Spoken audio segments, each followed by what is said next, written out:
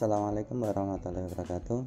Kali ini kita akan belajar tematik kelas 4, tema 1, indahnya kebersamaan.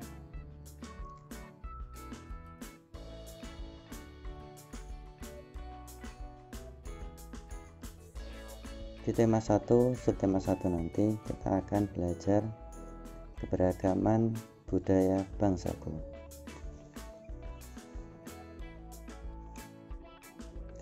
Ada beberapa muatan pelajaran di tema 1 subtema 1 ini. Yang pertama yaitu pelajaran bahasa Indonesia. Nanti kita akan belajar gagasan pokok dan gagasan pendukung. Kemudian ada juga pelajaran IPA. Nanti kita akan belajar sifat-sifat bunyi. Ada juga pelajaran IPS. Dalam pelajaran IPS nanti kita akan belajar keragaman sosial, ekonomi, budaya, etnis, dan agama. Dilanjutkan mata pelajaran SPDB. Dalam pelajaran SPDB nanti kita akan belajar dasar gerak tari daerah. Dan yang terakhir adalah mata pelajaran pendidikan kewarganegaraan atau PPKN. Nanti kita akan belajar keragaman suku bangsa, sosial, dan budaya. Oke, kita lanjutkan pelajaran pertama, yaitu adalah pelajaran bahasa Indonesia. Setiap bacaan biasanya terdiri atas beberapa paragraf. Setiap paragraf memiliki gagasan pokok yang diperkuat oleh gagasan pendukung. Gagasan pokok adalah ide utama yang dibahas dalam suatu bacaan. Dapat berupa kalimat inti atau pokok paragraf. Kemudian, gagasan pendukung adalah uraian atau tambahan informasi untuk gagasan pokok.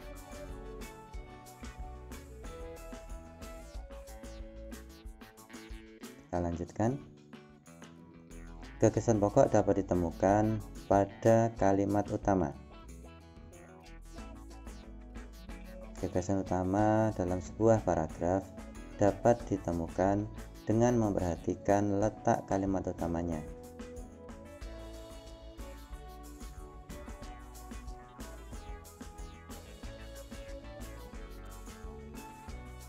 Mari kita pelajari bersama-sama jenis paragraf berdasarkan letak kalimat utamanya. Ada 3 jenis paragraf berdasarkan letak kalimat utamanya. Yang pertama yaitu adalah paragraf deduktif. Apa itu paragraf deduktif? Adalah sebuah paragraf yang kalimat utamanya berada di awal paragraf. Kemudian yang kedua adalah paragraf induktif, yaitu sebuah paragraf yang kalimat utamanya berada di akhir sebuah paragraf. Kemudian yang ketiga adalah paragraf campuran, yaitu sebuah paragraf yang kalimat utamanya berada di awal dan di akhir sebuah paragraf. Oke, kita lanjutkan bagaimana cara kita mencari gagasan pokok dan gagasan pendukung dalam sebuah paragraf. Perhatikan sebuah paragraf berikut ini. Indonesia kaya akan suku bangsa dan budaya. Indonesia memiliki 34 provinsi. Setiap provinsi memiliki suku bangsa serta budaya yang berbeda. Perbedaan budaya membuat Indonesia menjadi negara yang menarik di dunia. Keragaman budaya memiliki kekhasan. Selain itu, keragaman budaya dapat menarik wisatawan luar negeri. Nah, ada beberapa kalimat. Ada kalimat yang berwarna merah, ada kalimat berwarna abu-abu, warna hijau, warna biru, warna ungu, dan warna hitam. Kalimat utamanya adalah kalimat yang berwarna merah. Indonesia kaya akan suku bangsa dan budaya.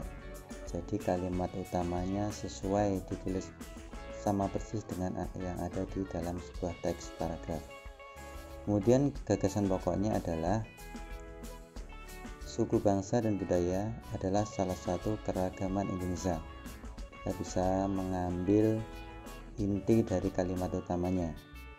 Jadi gagasan pokok itu tidak sama persis dengan tidak ditulis sama persis sesuai dengan kalimat utamanya. Kemudian kalimat yang berwarna abu-abu, hijau, seterusnya sampai hitam adalah kalimat yang mengandung gagasan pendukungnya. Apa saja gagasan pendukungnya?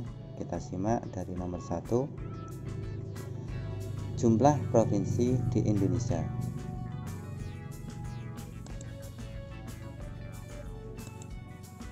Oke, kita perhatikan gagasan pendukungnya nomor 1 dari paragraf tersebut adalah jumlah provinsi di Indonesia. Ini diambil dari kalimat yang berwarna abu-abu. Kemudian yang kedua, gagasan pendukungnya adalah keragaman suku bangsa dan budayanya. Ini diambil dari kalimat yang berwarna hijau ini. Kemudian yang ketiga, salah satu daya tarik bangsa Indonesia.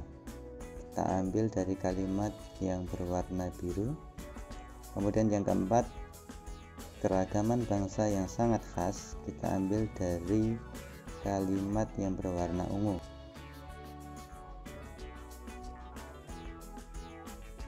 Dan yang terakhir, daya tarik wisatawan dari luar negeri, kita ambil dari kalimat terakhir, yaitu kalimat yang berwarna hitam.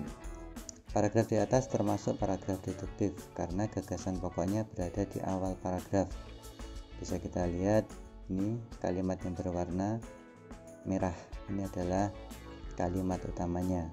Nah, di dalam kalimat utamanya ini terdapat gagasan pokok. Jadi gagasan pokok pasti berada di kalimat utama. Kita lanjutkan mata pelajaran yang kedua, yaitu ilmu pengetahuan alam. Adik-adik, pernahkah kalian melihat benda ini? Ya, betul, ini adalah namanya kendang. Benda ini terdengar ke telinga kita saat dipukul karena mengeluarkan bunyi. Sekarang kita akan belajar apa itu bunyi. Oke, bunyi adalah energi yang dapat didengar. Ada 3 sifat bunyi. Yang pertama yaitu adalah termasuk gelombang longitudinal atau gelombang yang arah rambatnya sejajar dengan arah getarnya. Kemudian yang kedua, perambatannya membutuhkan medium atau perantara. Yang ketiga, dapat dipantulkan. Kuat lemahnya bunyi tergantung pada frekuensi, amplitudo, dan resonansi. Oke, kita bahas satu persatu dari frekuensi. Frekuensi adalah banyaknya jumlah getaran tiap detiknya. Berdasarkan frekuensinya, bunyi dibedakan menjadi 3, yaitu yang pertama, bunyi infrasonik. Apa itu bunyi infrasonik? Adalah bunyi yang jumlah frekuensinya kurang dari 20 getaran per detik. Nah, bunyi ini hanya bisa didengar oleh beberapa makhluk hidup, antaranya adalah jangkrik dan anjing. Kemudian yang kedua, bunyi audiosonik, yaitu bunyi yang jumlah frekuensinya antara 20 sampai 20.000 getaran per detik. Nah, ini adalah salah satu bunyi yang dapat didengarkan oleh manusia. Kemudian yang ketiga yaitu bunyi ultrasonik, yaitu bunyi yang jumlah frekuensinya lebih dari 20.000 getaran per detiknya. Hanya ada beberapa hewan yang mampu menangkap bunyi ultrasonik, diantaranya adalah kelelawar, lumba-lumba.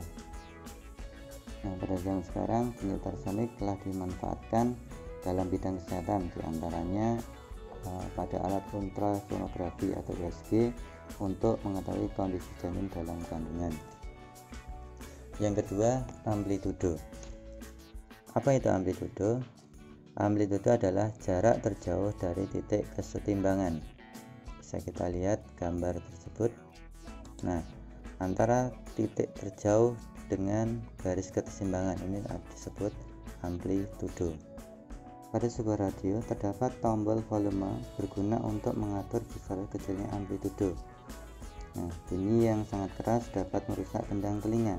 Kekuatan bunyi tersebut diukur dengan satuan desibel. Kemudian yang ketiga, kita akan mempelajari resonansi. Apa itu resonansi? Resonansi adalah suatu peristiwa ikut bergetarnya suatu benda karena adanya benda lain yang bergetar dan mempunyai frekuensi yang sama. Kita perhatikan saat petir menyambar. Petir menggetarkan udara di sekitarnya. Udara terus bergetar dengan cepat menyebabkan energi yang dapat menggetarkan kaca jendela rumah. Nah, gejala seperti itu disebut resonansi. Resonansi dalam kehidupan manusia ada yang menguntungkan, tetapi juga ada yang merugikan. Coba kalian cari di buku atau silakan tanyakan ke orang tua kalian resonansi yang berguna maupun yang merugikan kehidupan manusia. Mengapa kita bisa mendengar suara yang jauh dari kita? Jawabannya adalah karena bunyi dapat merambat. Bunyi merambat melalui media. Yang pertama, melalui media udara. Contohnya saat kita sedang berbicara, maka teman bicara kita dapat mendengar suara kita. Kemudian yang kedua, bunyi dapat merambat melalui benda padat.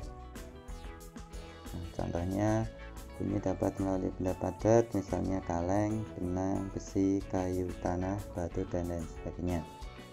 Kemudian yang terakhir, bunyi dapat melalui benda cair. Jika dua buah batu dipukulkan dalam air, maka bunyinya dapat terdengar jelas. Hal tersebut karena bunyi dapat merambat melalui benda cair. Contoh lain adalah paus dan lumba-lumba dapat berkomunikasi dengan sesamanya karena bunyi dapat merambat di dalam air.